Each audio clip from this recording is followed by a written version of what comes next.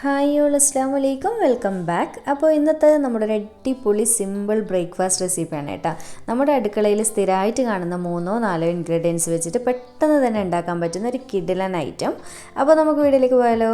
വീഡിയോയിലേക്ക് പോകുന്നതിന് മുന്നേ നിങ്ങൾക്ക് ഈ ചാനൽ ഇഷ്ടപ്പെടുന്നുണ്ടെങ്കിൽ പ്ലീസ് ഒന്ന് സബ്സ്ക്രൈബ് ചെയ്ത് സപ്പോർട്ട് ചെയ്യണേ. അപ്പോൾ നമ്മുടെ ഈ ഒരു ബ്രേക്ക്ഫാസ്റ്റിൻ്റെ പേര് സന്നാസ് എന്നാണ്. അപ്പോൾ നമുക്ക് ആദ്യം തന്നെ ഈ ഒരു സന്നാസ് ഉണ്ടാക്കാൻ വേണ്ടിയിട്ടുള്ള അരി ഒന്ന് കുതിരാൻ വേണ്ടി വെക്കാം. അപ്പോൾ ഈ ഒരു ബൗളിലേക്ക് ഞാൻ 2 കപ്പ് അളവിൽ പച്ചരി എടുത്തിട്ടുണ്ട്. ഞാനിപ്പോൾ എടുത്തിട്ടുള്ളത് നമ്മൾ ദോശക്കൊക്കെ പൊതുവേ ഉപയോഗിക്കുന്ന സെയിം പച്ചരി തന്നെയാണ് കേട്ടോ എടുത്തിട്ടുള്ളത്. അപ്പോൾ അതിന് പകരമായിട്ട് നമുക്ക് ഇഡ്ഡലി റൈസ് ആയിട്ട് സെപ്പറേറ്റ് വാങ്ങിക്കാൻ കിട്ടുന്നുണ്ടല്ലോ, അതാ കയ്യിലുണ്ടെങ്കിൽ അതും മതി. അല്ലെങ്കിൽ റേഷൻ കടയിലെ പച്ചരി ഏതായാലും കുഴപ്പമില്ല, പച്ചരി വേണമെന്നേ ഉള്ളൂ കേട്ടോ. അപ്പോൾ ഞാനിതാ 2 കപ്പ് അളവിൽ ഈ ഒരു ബൗളിലേക്ക് ഇട്ട് കൊടുത്തിട്ടുണ്ട്. പിന്നെ എൻ്റെ കയ്യിലുള്ള കപ്പിൻ്റെ അളവ് എന്ന് പറയുന്നത് 250 ml മെഷറിംഗ് കപ്പാണ്. അടുത്തത് നമുക്കിതിലേക്ക് 2 ടേബിൾ സ്പൂൺ അളവിൽ ഉഴുന്ന് ചേർത്ത് കൊടുക്കാം. എന്നിട്ട് നമുക്ക് ഇത്രയും ചേർത്തതിന് ശേഷം നന്നായിട്ട് കഴുകിയെടുത്തിട്ട് വരണം. അപ്പോൾ അത്യാവശ്യം നല്ലപോലെ തന്നെ കഴുകിയെടുക്കുക കേട്ടോ, കാരണം നമ്മളിത് കുതിർക്കാൻ വെക്കുന്ന വെള്ളം ഉപയോഗിച്ചിട്ട് തന്നെയാണ് അരച്ചെടുക്കുന്നത്. അതുകൊണ്ട് തന്നെ നല്ലപോലെ കഴുകിയതിന് ശേഷം മാത്രം കുതിരാൻ വേണ്ടിയിട്ട് വെക്കുക. അപ്പോൾ ഇതുപോലെ ഞാൻ നന്നായിട്ട് കഴുകിയെടുത്ത് വന്നിട്ടുണ്ട്. ഇനി നമുക്ക് ഇതിലേക്ക് ആവശ്യത്തിനുള്ള വെള്ളം ഒഴിച്ചു കൊടുക്കുക. അരി മുങ്ങിക്കിടക്കുന്ന രീതിയിൽ നമുക്ക് കുതിരാൻ പാകത്തിനുള്ള വെള്ളം ഒഴിച്ചു കൊടുക്കുക. പച്ചവെള്ളത്തിൽ തന്നെയാണ് ഞാൻ ഒഴിച്ചു കൊടുക്കുന്നത്. എന്നിട്ട് നമുക്ക് ജസ്റ്റ് ഒന്ന് ഇത് മിക്സ് ചെയ്ത് കൊടുത്തതിന് ശേഷം അടച്ച് വെച്ച് കൊടുക്കുക. എന്നിട്ട് ചുരുങ്ങിയത് ഒരു 4 മണിക്കൂർ അല്ലെങ്കിൽ 4.5 മണിക്കൂർ അങ്ങനെ വേണ്ടി വരും കുതിരാൻ വേണ്ടിയിട്ട്. അത്യാവശ്യം നന്നായിട്ട് തന്നെ കുതിർന്ന് കിട്ടണം കേട്ടോ, എങ്കിലേ നല്ല ഫൈനായിട്ട് അരിഞ്ഞ് കിട്ടുള്ളൂ. അപ്പോൾ ഇതിന് സൈഡിലേക്ക് മാറ്റി വെക്കാം. നമ്മുടെ അരിയൊക്കെ ഏതാണ്ട് ഒരു 4.5 മണിക്കൂറൊക്കെ ആയ സമയത്താണ് കേട്ടോ ഞാൻ അരച്ചെടുക്കാൻ പോകുന്നത്. നന്നായിട്ട് കുതിർന്ന് വന്നിട്ടുണ്ട്. ഇനി എന്ത് ചെയ്യണമെന്ന് വിചാരിച്ചാൽ ഇതിലുള്ള വെള്ളം ഒന്ന് ആദ്യം തന്നെ മാറ്റി വെക്കുക കേട്ടോ, അത് കളയരുത്. നമുക്ക് അത് ഉപയോഗിച്ചിട്ട് തന്നെയാണ് അരച്ചെടുക്കാനുള്ളത്. എന്നിട്ട് അരി മൊത്തത്തിലായിട്ട് മിക്സിയുടെ ജാറിലേക്ക് നമുക്ക് മാറ്റി കൊടുക്കാം. അപ്പോൾ ഞാൻ വെള്ളമൊക്കെ മാറ്റി ഒരു സൈഡിലേക്ക് വെച്ചതിന് ശേഷം അരി മൊത്തത്തിലായിട്ട് ഈ ഒരു മിക്സിയുടെ ജാറിലേക്ക് ഇട്ട് കൊടുക്കുന്നുണ്ട്. അപ്പോൾ നിങ്ങൾക്ക് 2 തവണ അരച്ചെടുക്കാൻ പറ്റുന്നതാണെങ്കിൽ, അങ്ങനെയാണ് ജാറിൻ്റെ വലുപ്പമാണെങ്കിൽ അങ്ങനെ അരച്ചെടുക്കണേ. ഞാനിപ്പോൾ മൊത്തത്തിലായിട്ട് ഒരിക്കൽ തന്നെ അരച്ചെടുക്കാൻ പോവുകയാണ്.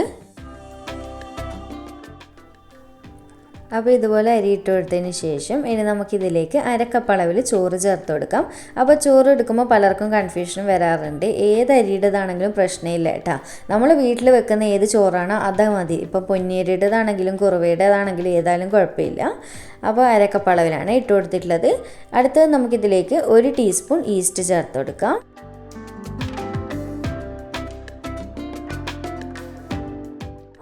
അതുപോലെ തന്നെ 1 ടേബിൾ സ്പൂൺ അളവിൽ പഞ്ചസാരയും കൂടി ചേർത്ത് കൊടുക്കുന്നുണ്ട്. പിന്നെ നമ്മൾ നേരത്തെ മാറ്റി വെച്ചിട്ടുണ്ടല്ലോ ഇത് കുതിരാൻ ഉപയോഗിച്ചിട്ടുള്ള വെള്ളം, ആ വെള്ളത്തിൽ നിന്ന് കുറച്ചായിട്ട് മാത്രം ഇട്ടിട്ട് ഒഴിച്ചു കൊടുക്കുക കേട്ടോ. അപ്പോൾ ആദ്യം തന്നെ മൊത്തത്തിൽ ഒഴിച്ചു കൊടുത്തതിന് അരഞ്ഞ് കിട്ടില്ല ചിലപ്പം. അപ്പോൾ കുറച്ച് ആദ്യം ഒഴിച്ചു കൊടുക്കുക. എന്നിട്ട് അരക്കുന്ന സമയത്ത് വീണ്ടും ആവശ്യത്തിനനുസരിച്ച് നോക്കിയിട്ട് ഒഴിച്ചു കൊടുക്കുക.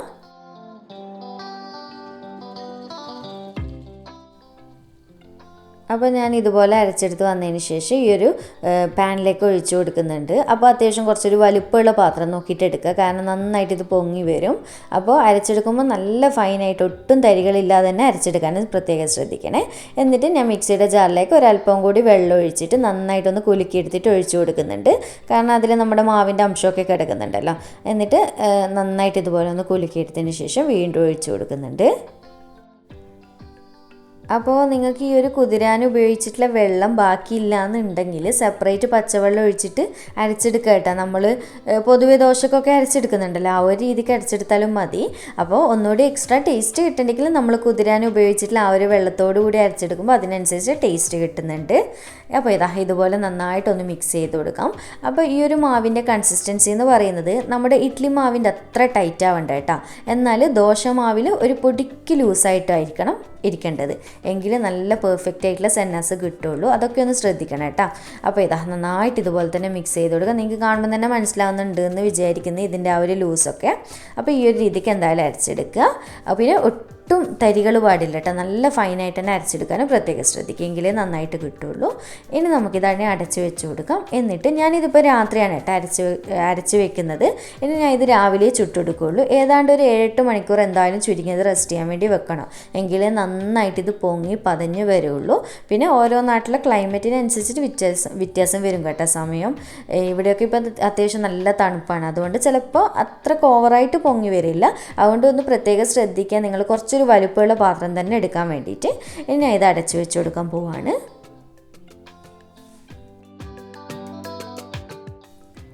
അപ്പോൾ ഇപ്പോൾ രാവിലെ ആയതിനു ശേഷം നമ്മുടെ മാവിൻ്റെ അവസ്ഥ കണ്ടില്ല, നന്നായിട്ട് പൊങ്ങി വന്നിട്ടുണ്ട്. എന്നാലും ഓവർ മുകളിലോളം പൊങ്ങി അങ്ങ് പതഞ്ഞ് മറിഞ്ഞിട്ടൊന്നുമില്ല കേട്ടോ, കാരണം ഞാൻ പറഞ്ഞിട്ടുണ്ടല്ലോ നേരത്തെ നല്ല തണുപ്പാണ്. എന്നാലും ഏതാണ്ട് ഒരു പാത്രത്തിൻ്റെ 3/4 ഭാഗത്തോളം പൊങ്ങിയിട്ടുണ്ട്. അപ്പോൾ ഇതിൻ്റെ പരുവം കണ്ടില്ലേ, ഈ ഒരു രീതിക്ക് നമുക്ക് മാവ് ആയി കിട്ടണം കേട്ടോ. നന്നായിട്ട് പതഞ്ഞിട്ട് ആ ഒരു മുകളിലൊരു എന്താ പറയുക, ഒരു പത പോലെ ആയിട്ടിരിക്കുമല്ലോ, ആ ഒരു രീതിക്ക് ആയി കിട്ടണം, എങ്കിലേ നമുക്ക് സന്നാസ് നന്നായിട്ട് കിട്ടുള്ളൂ. അപ്പോൾ ഇതുപോലെ ആയതിനു ശേഷം നമുക്കിനി ഇതിലേക്ക് പാകത്തിനുള്ള ഉപ്പും കൂടി ചേർത്തിട്ട് നന്നായിട്ടൊന്ന് മിക്സ് ചെയ്ത് കൊടുക്കുക.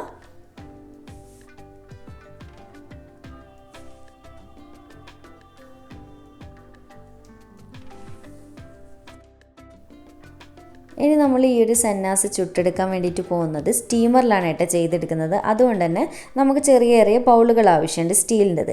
അപ്പോൾ എൻ്റെ കയ്യിൽ ഇപ്പോൾ ഇതുള്ളത് കൊണ്ട് ഞാൻ ഇതെടുത്തതേ ഉള്ളൂ. അല്ലെങ്കിൽ നിങ്ങളുടെ കയ്യിൽ ഏതെങ്കിലും ഒരു സ്റ്റീലിൻ്റെ ബൗൾ ഉണ്ടാവുമല്ലോ, ഒന്നിക്ക് അങ്ങനെ എടുക്കുക, അല്ലെങ്കിൽ സ്റ്റീലിൻ്റെ പ്ലേറ്റ് ഉണ്ടാവുമല്ലോ, ഒന്നിക്ക് അതിൽ ചെയ്തെടുക്കുക. അപ്പോൾ പൊതുവേ സന്നാസിൻ്റെ ഷേപ്പ് എന്ന് പറയുന്നത് ഈ ഒരു കുഞ്ഞു ഷേപ്പാണ് കേട്ടോ.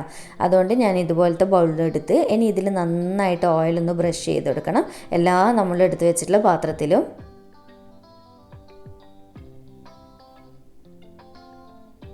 അപ്പോൾ ഇതുപോലെ ഞാൻ മൊത്തത്തിൽ ഓയിൽ നന്നായിട്ട് ബ്രഷ് ചെയ്ത് കൊടുത്തതിന് ശേഷം ഇവിടെ സ്റ്റീമറിൽ കുറച്ച് വെള്ളം നന്നായിട്ട് തിളക്കാൻ വേണ്ടി വെച്ചിട്ടുണ്ടായിരുന്നു.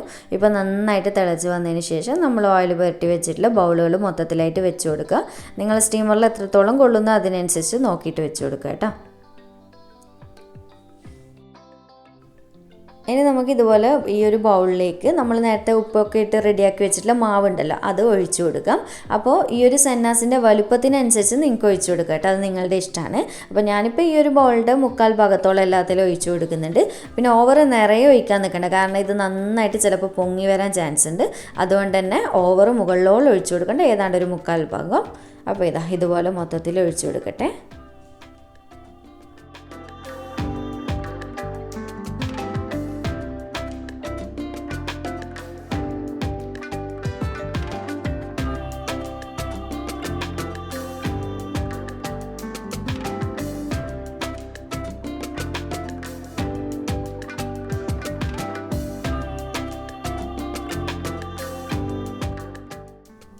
അപ്പോൾ ഇതുപോലെ മാവ് ഒഴിച്ചു കൊടുത്തതിന് ശേഷം നമുക്കിനി ഇത് പെട്ടെന്ന് തന്നെ അടച്ചു വെച്ച് കൊടുക്കുക. എന്നിട്ട് ഒരു മീഡിയം ഫ്ലെയിമിലിട്ടിട്ട് ഏതാണ്ട് ഒരു 8 to 10 മിനിറ്റാണ് ഇതിന് വേവിൻ്റെ സമയം എന്ന് പറയുന്നത്. 10 മിനിറ്റ് കൂടേണ്ട, അത്രയേ വേണ്ടുള്ളൂ.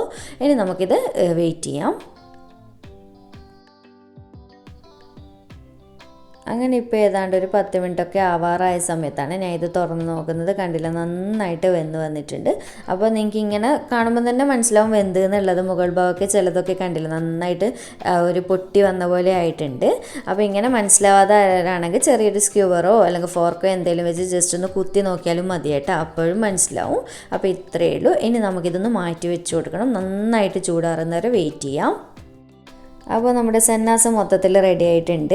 അപ്പോൾ ഇത് നന്നായിട്ട് ചൂടാറിയതിന് ശേഷമാണ് കേട്ടോ ഞാൻ ഈ ഒരു പാത്രത്തിൽ നിന്ന് സെപ്പറേറ്റ് ചെയ്ത് എടുക്കാൻ പോകുന്നത്.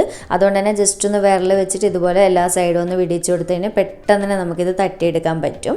അഥവാ ഇളം ചൂടൊക്കെ ഉണ്ട് എന്നുണ്ടെങ്കിൽ ജസ്റ്റ് ഒന്ന് സ്പൂൺ വെച്ചിട്ടോ കത്തി വെച്ചിട്ടോ എന്തെങ്കിലും ഒന്ന് ജസ്റ്റ് ഒന്ന് വിടിച്ചു കൊടുത്തു കഴിഞ്ഞാൽ പെട്ടെന്ന് തന്നെ റിമൂവ് ആക്കി എടുക്കാൻ പറ്റും.